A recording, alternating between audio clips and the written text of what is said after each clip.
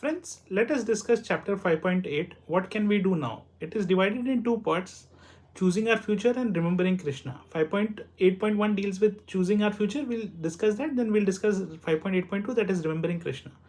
5.8.1 is choosing our future. When we can change our train's journey's direction only at a large railway junctions, not at a smaller stations. So human life is like that junction where we can choose to elevate to the heavens, continue further as humans, degrade to lower species, or return back to the spiritual world. Animal bodies are the smaller stations that do not provide newer possibilities or choices. They only move in a single direction upwards to the next level or the ladder of 8.4 million species of life. How do humans choose the next body? At the time of death, our minds cultivate desires attract us to similar destinations in our next lives. We cultivate the actions and thoughts that culminate in our final moments in this lifetime. Thus, life is preparation and death is examination. The next body is the final result. Krishna confirms this in Bhagavad Gita 8.4, 5 and 6. Whatever state of being one remembers when he quits the body of son of Kunti, that state he will attain without fail. At the end of his life, whoever quits his body, remembering me alone, at once attains my nature. Of this there is no doubt.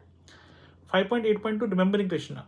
How does the Lord interact with people's karma? The Lord responds to everyone according to their desires. Bhagavad Gita 4.11. For those who choose to neglect or ignore him, he remains neutral, allowing them to face the full consequences of karmic reactions and desires.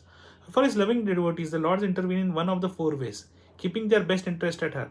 He lightens the karmic burden of his affectionate devotees. He accelerates the karmic reactions, allowing them to be finished within one lifetime. He grants divine insight and strength to face the karmic consequences and learn valuable life lessons. He completely extinguishes the reactions of past sinful and pious deeds. Bhagavad Gita 18.66. In every case, the devotee always remains protected under the Lord's loving care. Question 2. What is the difference between the death of a devotee and a materialistic? Externally, the death of a devotee and a materialistic appear similar, but internally their experiences are vastly different, as the sky and the earth. A cat may carry her baby or a rat in her mouth. The mother smothers her kittens with tender, loving care while she obliterates the prey. Likewise, a devotee on the deathbed feels the warm welcome and embrace of the Lord, while the materialist suffers a dead end. Death for a pure devotee is akin to bride eagerness to be united with her beloved husband. Similarly, the anticipation of meeting the beloved Lord face to face in the spiritual world helps a devotee happily overcome all obstacles in this world, including death. Even if a devotee dies in sleep, coma, or accident and fails to remember Krishna at the moment of death, the Lord still remembers to take this devotee back to his abode. On the other hand, scriptures describe the painful death of a materialistic to be like the combined stings of 40,000 scorpions. 3. Can we kill ourselves while remembering Krishna and reach to the spiritual world? Remembering the Lord at death is not a mechanical process of placing a gun to our head and committing suicide while thinking of Krishna. It is a heartful experience of love, devotion, and lifelong dedication to serve the Supreme Lord. If we have not practiced loving Krishna during our life and sharing his love with others, how can we suddenly remember him with affection at death? A devotee doctor once narrated the following story.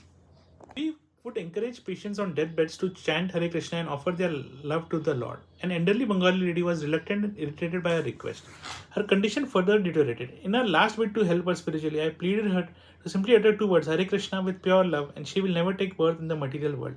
Just then her son from abroad called up, and even in that difficult condition, she spoke to him for half an hour. After she disconnected the call, I gently asked her again if she could like to chant and pray. She loudly exclaimed in Bengali, Baba re Baba, eto bodo naam bolte parve na. Oh, it meant, oh, my child, such a long name, I can't chant it. And she breathed her last. Lady would surely get spiritual credit since devotees are lovingly praying for her, but her efforts would have completed her journey. Feelingly calling out loud with devotion at our final moment is not easy unless we have practiced it while we are healthy and active in our daily lives. In next chapter, we will learn practical spirituality in our daily lives to help us successfully remember Krishna at the time of death. Summary: our human form of life is like a train junction where we can degrade to lower species, return as humans, upgrade as demigods, or go back home to the eternal spiritual world. Second, life is a preparation and death is an examination to receive Krishna's love with gratitude in our hearts. 3. Death for a materialistic is a painful end, while it's a gateway to the eternal spiritual world for a devotee. For example, a cat lovingly cuddles a kitten and crushes a rat in the same mouth. A bride anticipates the time to embark to her beloved's home. Thank you so much. With this, we complete this chapter. Thank you for the patient hearing.